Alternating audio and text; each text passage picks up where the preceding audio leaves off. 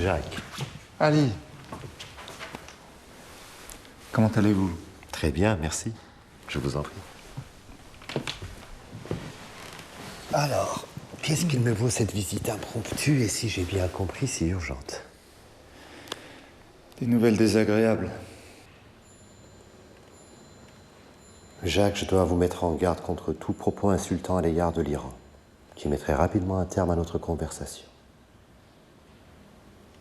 Mais je suis content que vous soyez là. J'attendais votre visite depuis longtemps. Bien. Vous voyez, j'ai l'impression que la France a peur, que la France n'a pas confiance en elle.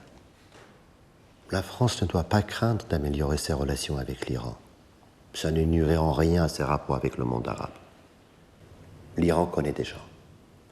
L'Iran a des amis qui peuvent aider la France sur la question des attentats. Oui. Tant de contentieux continuent à empoisonner nos relations.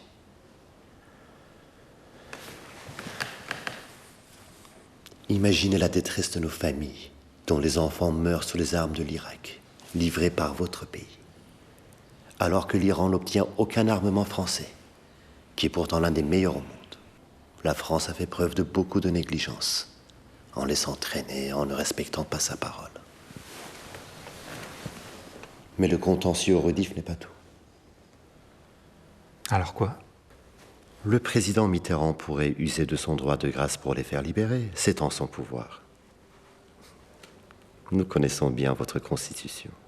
Sur la question des attentats, mais aussi et surtout sur celle des otages français détenus au Liban, qui affectent tant votre opinion publique. Ceux qu'on appelle terroristes aujourd'hui sont souvent ceux avec qui on négocie demain. Regardez les résistants français pendant la guerre. On les appelait bien terroristes à l'époque, non? On avait dit des manteaux d'hiver pour femmes. Ah non.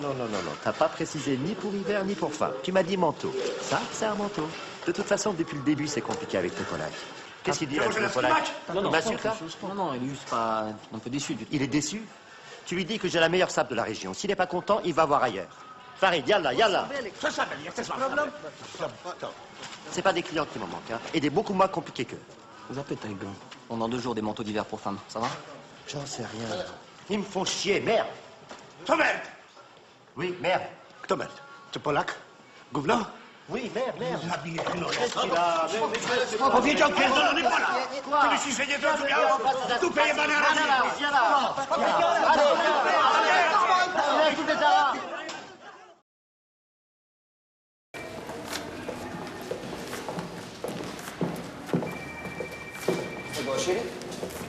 Mr. Goshi? How are you? I'm sorry for your rejections. But the quota for asylum seekers are getting stricter and stricter all the time in Europe. We cannot change the governments. Anyway, good luck.